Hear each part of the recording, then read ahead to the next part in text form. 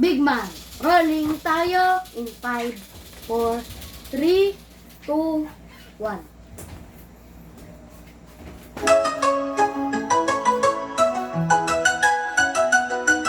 Sa big man hobby shop, saling ng galawan. Airsoft gear mo, sigurado pang malakasan. Airsoft needs mo, dito mo lang hanap. Quality service, di ka iiwan sa alangangan. Guns, airs, upgrades na legit. From beginner hanggang pro, we're the ultimate kit. Walang sablay, walang palya. Big man hobby shop, dito sigurado ka.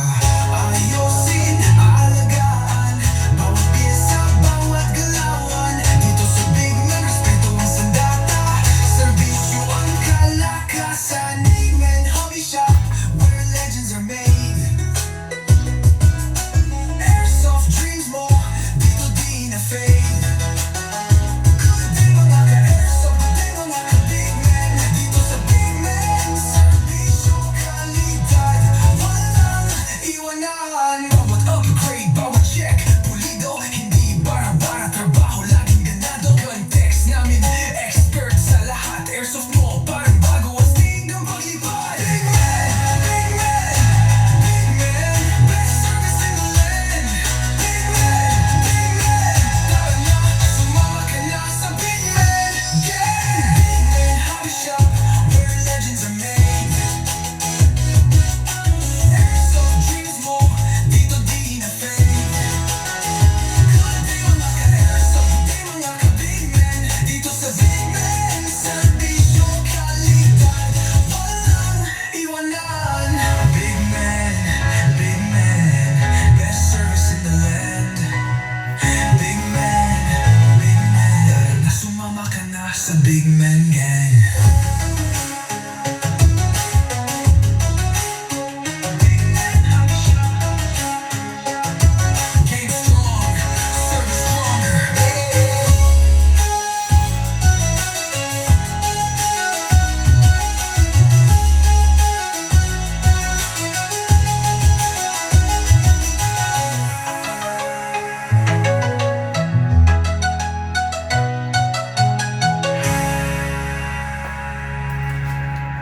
Okay, another day for tonight. Okay, for this evening, no? Shout out Sir Michael Cancino. Michael Cancino. Okay, shout out po. Good day and good evening kay Sir Michael Cancino of Santa Barbara, Pangasinan. Hello, bossing. Hello po sa'yo. Hello po. Sino yung may tanong sa rifle? Sabi mo, nagla-live na ako, pwede siya magtanong. Okay? Unit ng ating airsoft. Ito, meron lang akong kwento sa inyo, no? Shoutout sa Sir Michael Cancino, no? Unang-una unit ng ating airsoft, ang napili niya is the M92 Beretta Taiwan. Okay naman, gwapo naman, di ba? The only, hindi, ganito, no? Sasabihin ko yung mga downside nito. Yung positive side and downside, okay? Beretta. Matandang baril. Di ba? Kayo na lang ang maglagay dun sa dun sa sasabihin ko, sa downside. Maaring sa inyo kasi, hindi downside yon. Pero sa akin, tinuturing kong downside. Maaring sa inyo, advantage niya yon. Maaring sa akin, 'di ba? Magkakaiba tayo ng opinion eh. Pero kayo na lang ang maglagay. Sasabihin ko na lang yung mga info regarding this, no? Okay, Beretta, full metal mula ulo hanggang baba. Hindi ko lang alam kung downside sa inyo yan, no? Or advantage niya yan, okay? Yung unit, mataba yung grip. Unang-una, pag mataba ang grip, nahihirapan yung bata, nahihirapan yung mga babae. Para lang siya sa mga malalaki ang grip na lalaki. Okay, kasi sa akin, ganito, no? Sa akin, kung mapapansin nyo, pag pinasok ko yung kamay ko, eksaktong-eksakto lang. Yung kamay ko, paliitin mo pa ng konti, hindi na magiging ganyan ang itsura ng daliri ko. Uumang na lang siya nandito. Which is mali yun pagdating sa baril. Okay? dapat yung grip mo, yung hammer, yung hammer ng, yung trigger ng barrel, dapat nakaganito, nandito sa gitna ng daliri mo. Hindi pwedeng nakakawit lang ng ganon, or hindi naman pwedeng sobra-sobra yung daliri mo.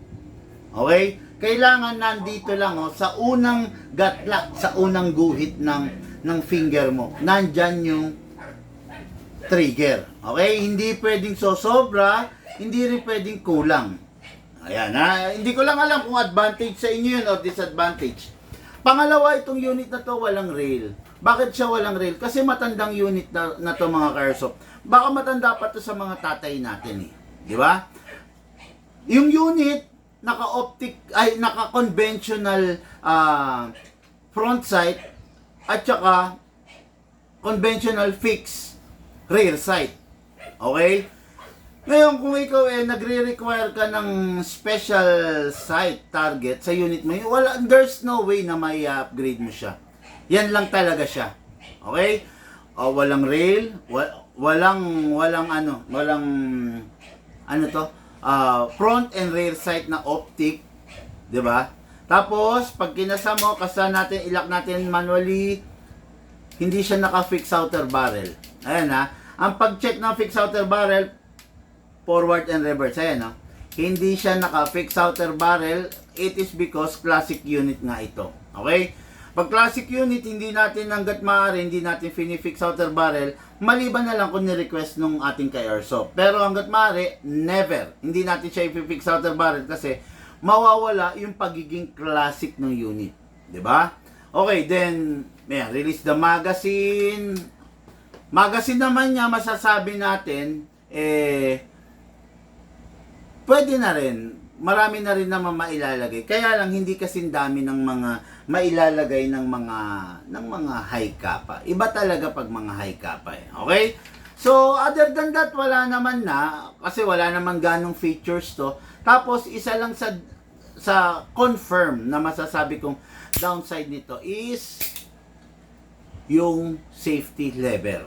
Kasi ang safety lever ng mga Beretta madaling masira. Especially kung i-access mo siya on one side only. Halimbawa, sa kaliwa lang.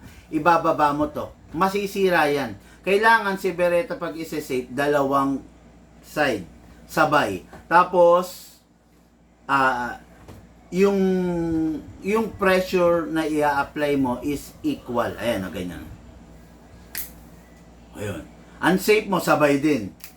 Yan yung mga downside na nakikita ko sa isang Beretta. Pero kung yung unit is sasabihin mo sa akin, ipandi-display mo lang, ilalagay mo lang sa cabinet, once in a while gagamitin mo, ikaw lang ang gagamit, hindi mo ipapahiram kay biyenan, sa manugang mo, sa lolo mo, sa tito mo, sa uncle mo, pwedeng-pwede naman. Kaya lang, kung yung unit gagamitin mo as daily pistol, I don't suggest mag-Beretta kayo. Kasi bakit? Ang Beretta matandang barel. Since matandang barel, bihira ang naghahanap. Since bihira naghahanap, halos walang pyesa. Okay? Yun ang downside nitong isang Beretta na to. Yun ang downside ng isang Beretta. Pero kung sasabihin nyo, pang display, pang collect, grabe siya, gwapo talaga siya, 'di ba? Lalo na to silver edition, gwapo talaga. Kaya lang nga, yun nga lang ang downside na nakikita ko. Kung sakasakali, halimbawa lang, wag naman sana, may masira. Masira yung lever, masira tong hammer, masira, 'di ba? Wala po kayong makukuhang piyesa nito. The only way na makapag-repair tayo ng isang Beretta kung kakatayin natin yung isang brand new. Okay? Halimbawa, sa hindi inaasang pagkakataon nalaglag to, nasira or nabasag ang slide. Sa tingin nyo ba meron kayong mabibiling slide ng isang Beretta? Ang sagot, wala po kayong mabibiling slide ng isang Beretta. Okay? Tapon na yan. Ngayon, the only way na ma-repair yan, kung meron tayong isang Beretta pa na pwedeng katayin. Ayun. Yun ang mga downside, no? Bahala na kayo magdesisyon. Basta ako, I'm just here, no? Nandito lang ako para i-guide kayo, para sabihin sa inyo yung mga totoo regarding sa unit, no? Dito sa Big Man, makakaasa kayo na magsasabi tayo ng totoo. Hindi tayo rito bolero, hindi ko kayo papaikutin dito. Wala akong mapapala kung papaikutin ko kayo kasi wala akong kasiguraduhan na bibili kayo eh, no? Basta ang importante rito, bibili ka man o hindi, matututo ka sa mga live ko. Okay? Wala namang ibang ganyan na nagtuturo ng ganyan, maliban lang dito, no? May budget meal po kayo. Yes, Tyron, meron naman budget meal. Pero Tyron, no, dapat mong malaman na yung budget meal, ang pinakamurang unit, siya yung mga unit na pinakawalang kwenta. Okay? Kung sa tingin mo, bagay sa pagkatao mo, bagay sa'yo, yung unit na walang kwenta, go for the budget meal. Pero hanggat maaari, pag-isipan mo muna, ang budget meal, gawang Lunes, sirang Martes. Kaya naging mura kasi walang kwenta. Tatandaan nyo, walang unit na maganda, na matibay, na malakas, na tumatagal. Okay? Ang unit na mumurahin, ang unit na budget meal, sila yung mga unit na gawang Lunes, sirang Martes. Ngayon, kung sa tingin mo sa pagkatao mo, bagay na bagay yung mga budget meal, bagay na bagay yung mga China unit, wala na po akong magagawa doon, no? Pero hanggat maaari, ang sinasabi ko sa inyo, kung yung unit na kukunin nyo ay budget meal, gawang Lunes, sirang Martes, China unit, mas maganda pang wag ka na mag-airsoft. Mas maganda pang yung pera itabi mo, nasa sa kamay mo na lang. Kaya bibili ka ng unit na budget meal, tapos yung unit na yon kinabukasan sira. 'Di ba? Sayang lang yung pera mo. May kanta tayo diyan. Sayang lang pera ko, 'di ba? Pinambili ng budget meal. Oh, 'di ba? Kung tinabi ko sana may pera pa ako. Oh, di ba? 'Yun, di ba? Kung yung unit mo, ganito no, papakitaan ko kayo. Oh. Budget meal. Kung sa tingin mo bagay sa iyo yung ganitong unit na budget meal, pwede. Pero kung sa tingin mo hindi mo deserve yung budget meal, ito. Kaya ito naging budget meal, kaya naging mura to kasi low quality tong unit na to. Low quality. Okay? Guwapo, 'di ba? Sa unang tingin maganda, 'di ba? Pero wag kayong magpabulag. Tingnan nyo. Low quality oh. Oh, 'di ba? Budget meal to. Sa tingin mo, isa kang ama, ulirang ama na nagtatrabaho para mabuhay mo yung mga anak mo, mabuhay mo yung mahal mong asawa, mabuhay mo yung pamilya mo. Minsan ka lang mangangarap magka-airsoft, pupunta ka sa budget meal.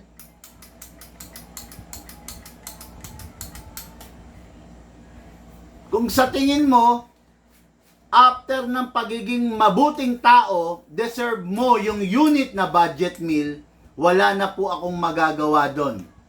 Okay? Pero pag-isipan mo, kung yung unit, yung budget mo pang budget meal, huwag kang bibili ng airsoft. Dagdagan mo pa para makakuha ka ng unit na quality. Okay?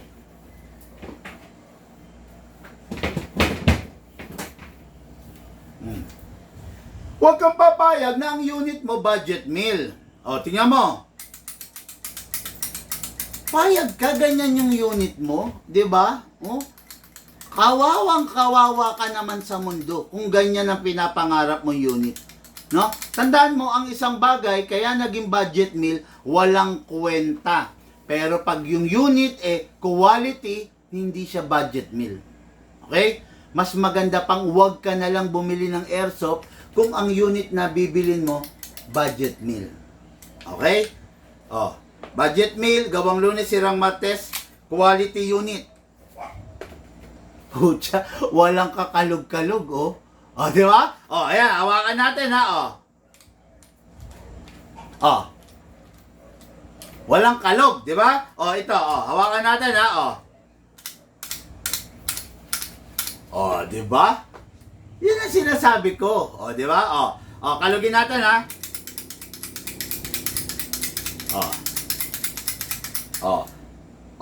ano mas maganda yung ganito? Yung ganito. Di ba? Hanap ka ng unit, ang basihan mo, budget meal, wag ka na lang bumili ng airsoft kasi wala ka pang sakit ng ulo, di ba? Hindi kasi basihan yung pagiging budget meal para magka-airsoft. Ano ba yon? Komo newbie ka, komo baguhan ka, kukuha ka ng unit na budget meal. Pag kumuha ka ng unit na budget meal, baguhan ka, newbie ka, forever ka na lang magiging newbie. Hindi ka na-aasenso. Bakit? Kasi yung unit mo, everyday sira. Yung unit mo, hindi mo maramdaman yung pagiging matindi niya. Di ba? So, ano mangyayari? Everyday sira, hindi ka nag-e-enjoy, ano mangyayari? Magki-quit ka. Di ba? Pag nag-quit ka, ipapamalita mo pa sa pinsan mo, sa barkada mo, sa best friend mo, sa tatay mo, huwag kayong mag-e-airsoft. Pangit ang airsoft. Laging sirain. Oh. Bakit naging pangit yung airsoft sa paningin mo? Kasi doon ka pumunta sa unit na budget meal, di ba? Mahilig ka dun sa unit na budget meal. Kaya ang nangyari hindi mo na-enjoy yung paglalaro mo, di ba? Kasi puro budget meal, di ba? Pero kung napunta ka dun sa unit na quality, di ba? Napunta ka sa unit na quality. Pucha, maya't maya enjoy kang i-upgrade siya. Maya't maya enjoy ka na gamitin siya kasi bakit? Quality siya eh. 'Di ba? Sa tingin mo ba i-upgrade mo yung isang bagay na hindi ka nag-e-enjoy? 'Di ba? Ako pag isang bagay hindi ako nag-e-enjoy, tinatapon ko. 'Di ba? Oh, pero pag yung unit nag-e-enjoy ka, feel na feel mo yung lakas niya, feel na feel mo yung quality niya. I-upgrade mo. Tingnan mo to, oh. Normally, wala namang scope sa ibabaw. Pero dahil maganda yung unit, worth it i-upgrade. Oh. Oh. Diba? Oh. Pero kung ganito unit mo, i-upgrade mo pa ba? Hindi na siguro. Diba? In-upgrade mo siya, ang gwapo niya, pero still, China unit siya. O, di ba? Ako, nagsasabi lang po ako ng totoo, mga ka-airsoft. Hindi para bolahin ko kayo, no? Hindi para bolahin ko kayo. Iputok ko sa iyo yan. Okay. O, black ka na, ha? Bad vibes ka. Black ka na. Hindi mo deserve dito sa page namin, ha? Okay. CJ Gara. Okay, ang Gara mo, no? Black ka na. Hindi dito, respetuhan tayo, okay? Re-respetuhin ko kayo, respetuhin nyo ako. Ngayon, kung mambabastos kayo, wala kayong kwentang tao, okay? Black ka na, hindi ka deserve para dito sa page namin, okay? Dito, respetuhan, kung ugaling Baste ka, ugaling Duterte ka, ugaling Baste, na naghamon, tapos, o umalis, wag ka na rito, okay? Hindi ka namin kailangan dito, okay? Sana soon makabili ako, sir. Gaganda ng unit, sabi ni Ryan Elias. Nasa magkano po yung entry level na may re-recommend nyo? Sir Joe Cruz, ang pagpili po ng tamang airsoft is yung nababagay unang-una sa grip mo. Tapos,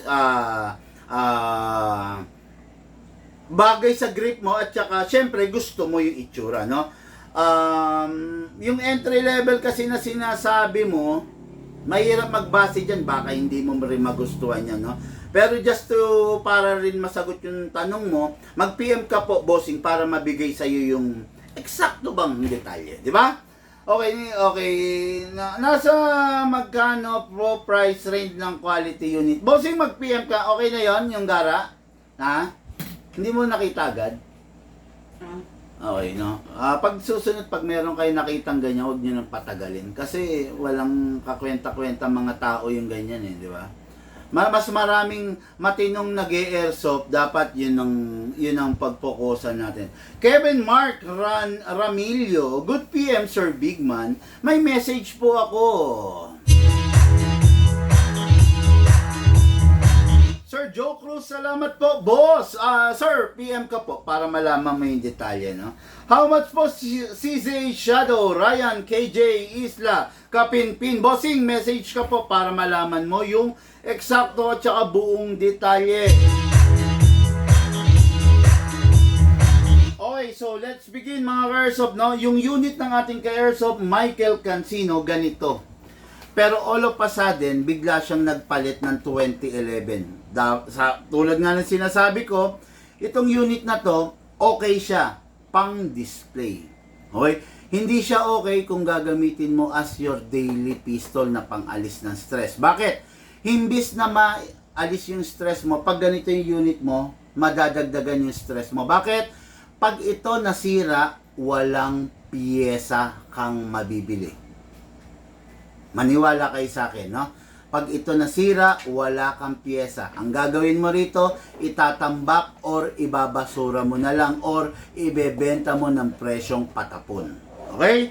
Ngayon, ang pinili niya is the 2011. Grabe naman itong pinili niya. Competition grade unit. This is a 2011 High Kappa edition. Kung tawagin natin to Godfather Edition 5.1 series. Bakit 5.1? Kasi meron nitong 5.9, merong 6, sorry. Walang 5.9. 5.1, 6.0. Oh, di ba? May 6.0 version ito. Itong unit na to, ang upgrade na nakakarga, fixed outer barrel. Okay ang pag-check ng fixed outer barrel, pinapatong ko yung daliri ko, fixed outer barrel. Hindi ko iniikot upside down, hindi ko nile-left and right. Okay, yun ang pag-check ng fixed outer barrel. Patong mo yung daliri mo. Okay, fine-tuning, trigger job, fine-tuning, fixed outer barrel, fine-tuning, trigger job, hammer protection pad, at saka hapa rubber. Ang upgrade na nandito sa loob na to, 5. Yung upgrade na 5 na yan, kung susumahin mo, nagkakahalaga yan ng 9,500 to 11,000. Kaya sa upgrade at upgrade pa lang, panalong-panalo ka na. Okay? Upgrade na nandito, 5 upgrade. Bagay na wala sa unit ng iba. Okay? Kasi dito sa Big Man, ina-upgrade namin yung unit. Okay din po ba, boss, ang double bell na M4? Thank you. John Christopher Ercilio, tatapatin kita, ha? Nagtanong ka kasi, sana wag mong ikakasama ng loob. Okay? Sasabihin ko sa iyo, hindi. Okay? Wag mo ikakasama ng loob, ha? Ang double bell, yan yung unit na pinakawalang kwenta. Bossing, to ha, hindi ko balak basagin yung trip mo. Nagtanong ka kasi. Okay? So, nagtatanong ka, tinatanong mo yung opinion ko. Okay? Kaya ngayon, sasabihin ko sa iyo yung totoo, ang double bell, ang unit na pinaka walang kwenta. Ayan ha? Opinion ko yon. Everyone is entitled for his or her own opinion. Tinanong mo ko, sasagutin ko. Ang double bell, ang unit na pinaka walang kwenta. Okay? Ayan ha. Sinagot lang kita, bossing. Tinanong mo ko di ba? Hindi ko gustong basagin yung trip mo kung nakabili ka na ng double bell or gusto mong bumili ng double bell. Pero, ang double bell, ang unit na pinaka walang kwenta. Ayan ha. Diretso lang kita sinagot. Mahirap naman, paasahin kita Mahirap naman, sabihin ko sa'yo, pwede na, okay naman. Binobola kita nun. Pwede na yan, okay naman, binobola kita. Ngayon, ikaw naman, napabili ka. Patay na, ito na. Sabi kasi ni Big Man pwede naman daw yung double bell Kaya yun ang binili ko. Sakla. Di ba? Ginamit mo yung salita ko para bigyan ng lakas ng loob yung sarili mo doon sa unit na yon. Di ba? Mas maganda nang sabihin ko sa iyo yung katotohanan. Di ba? Kesa, ito, mas maganda nang sabihin ko sa iyo ampon lang kita. Di ba? Pero sasabihin ko sa iyo na anak kita. Tapos malalaman mo, pagpatay na ako, malalaman mo, ampon ka lang pala. Di ba? mas maganda ngayon na malaman mo na ampun ka lang kaysa malalaman mo pa pagtagal ng panahon or malalaman mo pa sa ibang tao. Di ba? O, yun.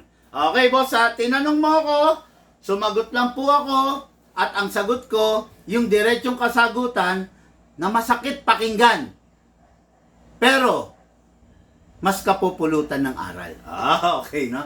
Ano, boss, magandang brand ng M4? Thanks sa info. Marami pong magandang brand ng M4. Depende na lang po rin po sa budget mo, no? Magandang brand ng M4. Kung akong tatanungin mo, hindi ako pupunta sa China. Number 1 sa akin, Lonex. Pangalawa, King Arms. GNG. Crytek. VFC. Ano pa ba? SRC. Oh, yan yung mga matitindi talaga. At saka meron talagang ibubuga, no, sa mundo ng baril. Okay? Bumili ka double bell. Pucha, binili mo double bell. Bandang muli, i-upgrade mo gearbox.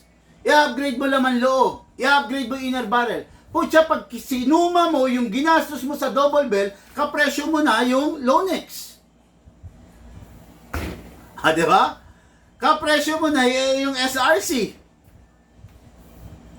Yan yan. Kahit anong gawin mo, double bell, Lonex, stock ng Lonex, full upgrade ng double bell, kahit anong gawin mo, hindi kayang tindigan ng full upgrade na double bell yung stock ng Lonex. Iba pa rin talaga ang Lonex. Iba pa rin yung mga mid-class and high-end rifle. Okay? Kahit anong gawin natin, bossing.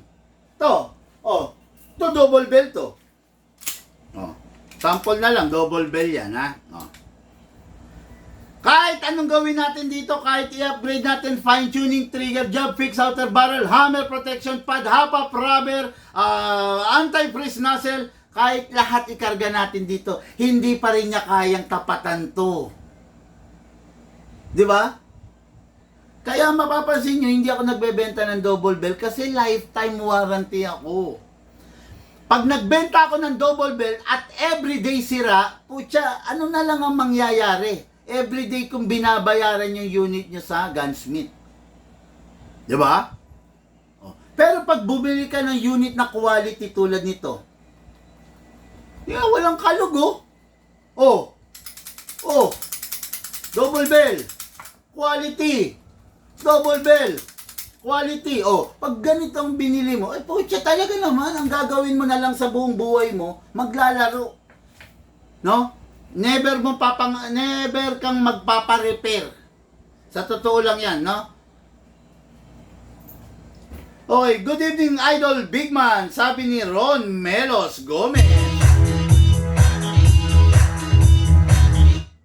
Hindi makapag-PM sa page nyo, sabi ni Kapinpin. Imposible naman po. Kasi yung umorder nito, nakakapag-PM sa page po namin di ba? Imposible naman po. Pero ipapamessage ko po kayo. Tignan po natin. Pa-check nga yung Kapinpin. No? Okay, so 2011, from this, nagpalit siya ng ganito. What is good and special about this? Most of the 2011 comes with beaver. Okay? Ano ba silbi niyang beaver?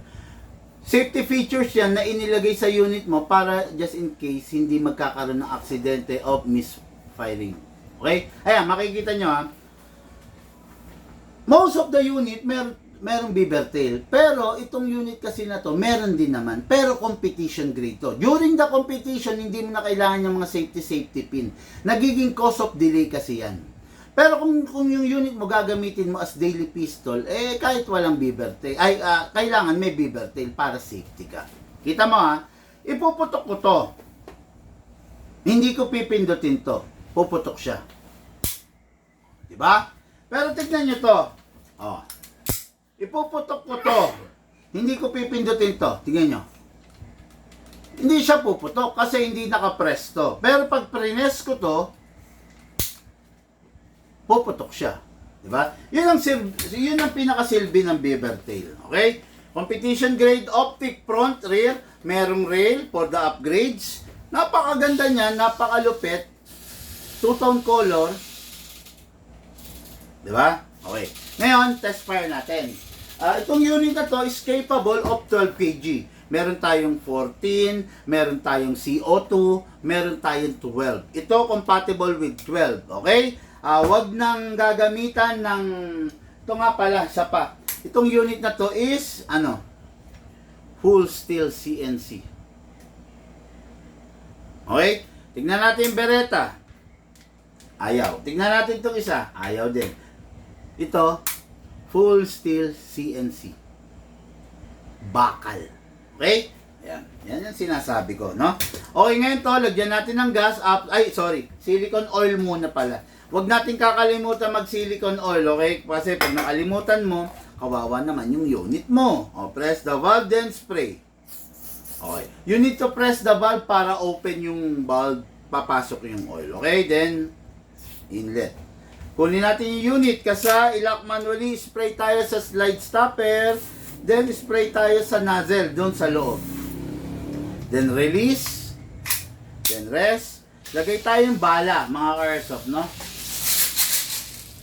Bala muna. Hatakin pababa, then put your other tab here para kung mabitawan mo to, sasaluhin ito kasi baka mabasag ito. Dito ilalagay yung bala, hold it tight, pump down. Okay. Yung bala, pag ganyan na nangyari, bungi-bungi, ang gagawin ninyo, kalagin ninyo sideways para umalign siya. Ayan, naka-align, di ba? Ayan, dagdagan natin. Maximum rounds ng isang magazine is 27 rounds. Pero ang recommended ko lang is 20 to 23 rounds. Okay? Ngayon, upside down, then press down.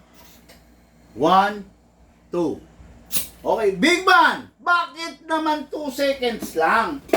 Bakit yung kapitbahay ko, yung biyenan ko, yung kapatid ko, at yung pinsan ko, nilalagyan nila ng 5 seconds? Bakit sa'yo, 2 seconds lang? Kasi yung unit po namin is upgraded unit.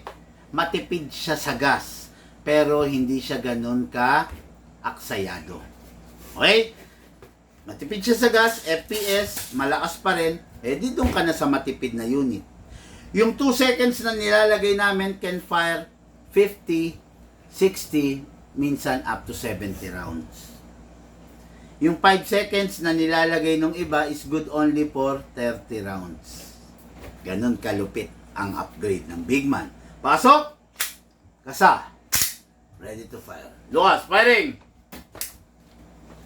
Pagpapirin natin si Lucas, syempre. Boss! Good evening po. Pwede po ba upgrade ang Glock 17 Gen 5? Glock 17 Gen 5 plastic body. Hayaan mo na lang yan. Huwag mo nang i-upgrade yan. Kung gusto ko itang perahan, sasabihin ko, tara, upgrade natin. Tara, i-fix barrel natin. Tara, padala mo sa akin. Upgrade ko yan. Kung gusto ko itang perahan. Pero bakit ang sabi ko, Glock 17 Gen 5 plastic body, hayaan mo na yan. Kasi, para sa ikabubuti ng unit mo yon. Okay? Kung gusto kitang perahan, sasabihin ko lang, tara, padala mo rito, upgrade ko yan. Di ba? Worth it by upgrade? Hindi, kasi plastic body. Di ba? There will come a time na bibitak yung plastic body. Kung gusto mo ng malakas na unit, bumili ka ng malakas. Hayaan mo na yung Glock mo. Kasi pag yung Glock mo, pinilit mo ko, pinalakas natin, sinisira lang natin siya. Di ba? Yun. Firing!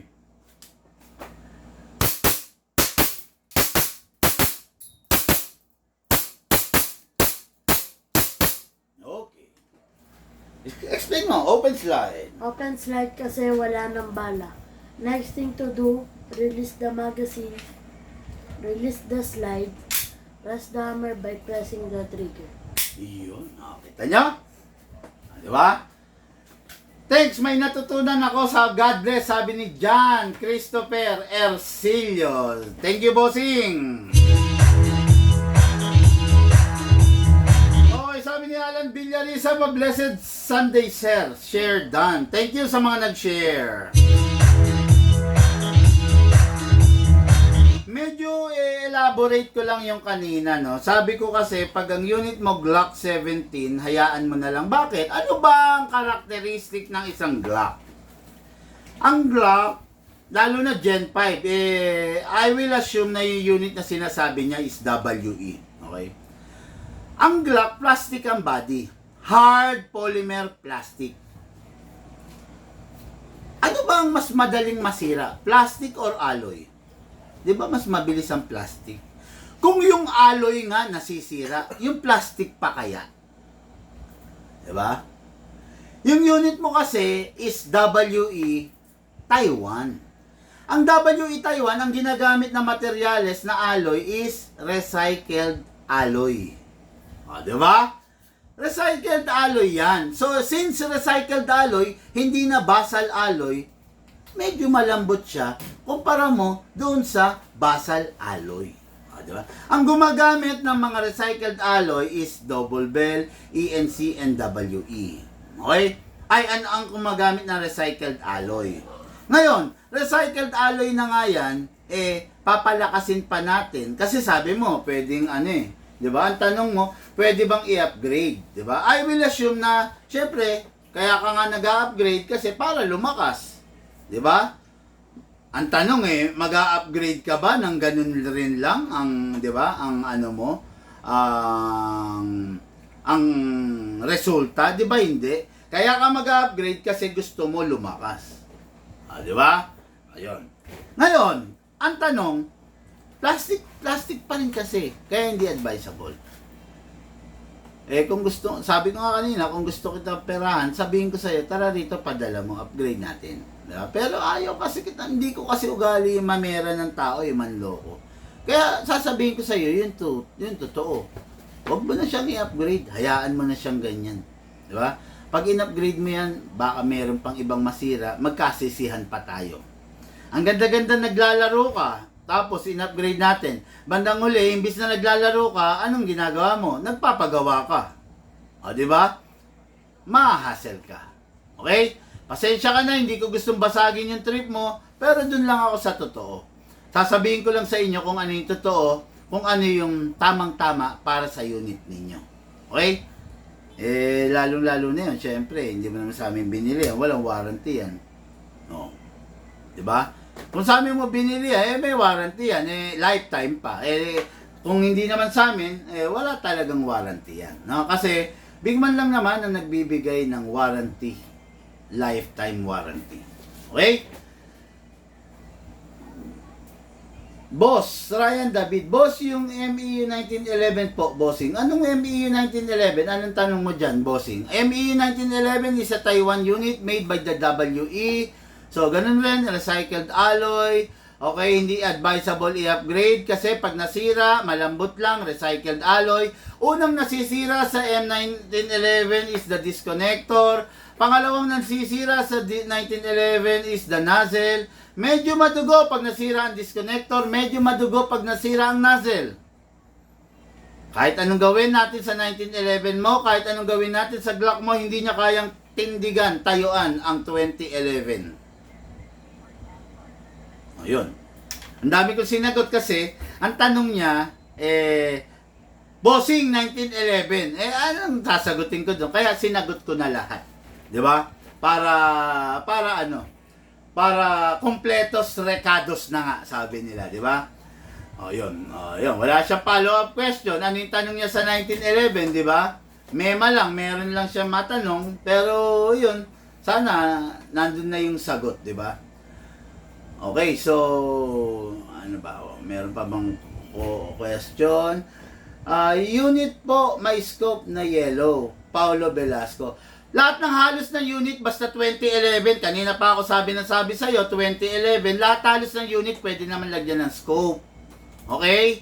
Nasa sa'yo na lang yun kung ano yung gusto mong gamiting unit. Lahat ng unit, pwedeng lagyan ng scope, halos lahat ng unit, pwedeng pormahan. Okay? Yun lang ha. Ito kasi tinatanong mo, Big Man commemorative unit to. Matagal nang wala nito kasi limited edition lang to by Big Man. Okay, wala kang makikitang ganitong unit. Big Man commemorative unit to. Binenta namin to dati, 50 pieces dumating nito. Okay? So, wala kang makikita nito. Ayun. Nasaan na tayo? Baka may meron pang mga tanong na kailangan nating sagutin. Ano yan? Okay, ano po masasabi niyo sa ENC MK18 AEG goods po ba? Regarding MK18 ng ENC, okay naman yan, no? Masasabi ko kasi ganito, ang ENC kasi is China, no? Pero yung binanggit mong MK18 is nabibilang yan sa high-end China. Kasi ang ENC may mga low quality unit. Yun yung low China. So, nabibilang yan sa high China, sa high quality China. Masasabi sa MK18, goods na goods, pwede na. Ang downside lang ng MK18 for me, masyadong mabigat kasi full metal. Alagaan mo lang siya, wag mo hayaang magasgas, wag mo hayaang tumumba, kumayod, kumayas, para mapanatili mo yung pagiging maganda niya. Di ba? MK18, the best naman. By the ENC. Kaya lang, yun nga, ingatan mo lang, no? Ingatan mo lang. Kasi, bakit ko pinapaingatan sa'yo? Kasi pag yan, natuklap yung powder coat, ang tendency, lalabas yung pagiging alloy. Okay? Pag lumabas na yung pagiging alloy, yun na yung pagsisimulan ng corrosion. Pag yung alloy nagkaroon ng corrosion, rumurupok na siya. No? There will come a time na yung corrosion, pag makapal na, papasukin na ng moisture yan, kaya mo nang baliin yung alloy. Rumurupok. Okay? Kaya ako sinasabi na ingatan mo yung coating niya. Pag nasira yung coating niyan, that is the start na magko-corrode na yan. Magkakaroon ng corrosion. Kung ang bakal, meron tinatawag na kalawang, ang pinakakalawang ng isang alloy ay yung corrosion. Umido. Okay? Nagpupulbos ng puti. Ang tanso, meron ding kalawang. 'Di ba? Lahat ng metal, meron ding kalawang. Okay? Gold nga may kalawang eh. Ang silver may kalawang. 'Di ba? Magkakaiba nga lang ng klase ng kalawang. Just to answer your question, kamusta ang MK18? Okay yan, kasi nabibilang yan sa mga high-end China. Hindi low-end yan eh. Ngayon, ingatan mo lang yan sa pagkagasgas, sa corrosion, kasi doon magsisimula nalalambot yung alloy niyan. Alloy kasi yan eh. Okay? Sana nasagot ko ng matino, ng kompleto yung tanong mo. Thanks, boss! Ayos, nasagot mo na, sabi ni Ryan David. Ano po ba difference pag upgraded na? Replay mo yung video natin, replay mo yung mga vlog ko, malalaman mo kung ano yung difference. Kasi na-discuss ko na eh, di ba? Okay, napapalitan po ba yung hammer ng Glock 17? Yes, napapalitan ng hammer ng Glock 17 isang buong assembly. Hindi pwedeng pira-pirasuhin, isang buong assembly yan, medyo may kamahalan. Hammer assembly na original na part out, nasa 1.9. Replacement na hammer assembly nasa 1.314. Okay? Yung original na galing mismo sa unit, 1.9. Okay? Yun. Sana nasagot ko yung tanong mo, Sir Jordan. Okay? Baka meron pang pahabol question. Grabe, umuulan na naman. Salamat sa info, bossing. The best talaga ang sagot. Sabi ni, hindi ko maintindihan. Hindi ko maintindihan. Pero, bossing, totoo yun. Tapos, isa pang advice. May rifle ka? Oh. May rifle ka, naglaro ka, natapos ka na. Itatabi mo na, bago mo itabi, basahan na malinis, silicone oil, lagyan mo konti, punas. Bakit kailangan punasan? Para yung mga acid na pawis natin, na nasa kamay natin, na naihawak natin dito, hindi sirain to. Ang sumisira sa coating, sa powder coated ng unit natin, is yung acid na naiiwan dyan. Eventually, kumakapal, yun yung nagpapapangit sa unit. Okay? Katatapos mo lang gamitin, yung unit mo, kuha ka na malinis sa basahan. Isprayan mo konti silicone oil, ihilamos mo. Huwag kang tatamarin. Pag tinamad ka, yun na yung pagsimula ng pagkasira niya. Pag lagi mo pinupunasan yan, walang acid rain yan, ay walang acid ng kamay natin, laging mukhang bago. Okay? O yan. Payo yan ha. Hindi tinuro sa'yo nang binila mo yan, pero ibinunyag at tinuro sa'yo ni Big Man. Okay? Ngayon, kung papakinggan mo yung tinuro sa'yo ni Big Man, you will thank me later. Pero kung hindi mo papakinggan, suffer all the consequences later, and I will laugh at you. Di ba? Pero pag pinakinggan mo ako, you will thank me later. Sabi ko sa iyo yan. Sigurado yan, no? Hindi tayo magsasabi ng hindi totoo, hindi tayo magsasabi ng bagay na hindi papakinabangan ng ating ka-airsoft, di ba? Kaya, yun. Magkaiba po hammer ng set ng 1911, 2011 at ng Glock. Yes, magkakaiba yan, no? Hammer LE, syempre nakita nyo naman, ang Glock nasa loob ang hammer assembly, ang 2011 mataba, ang 1911 manipis pero nasa labas, di ba? Okay, yun lang muna for now mga ka-airsoft. Humaba yung live natin, naiinip yung ating ka-airsoft na si Sir Michael Cancino. Hello Sir Michael Cancino!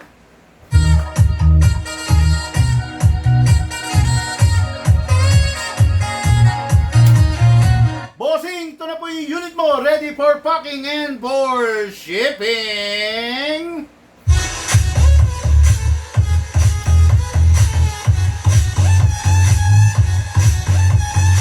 Okay mga ka-airsoft, lahat po tayo na mula sa iba't ibang larangan, pinagbuklod, pinag-isa ng isang libangan.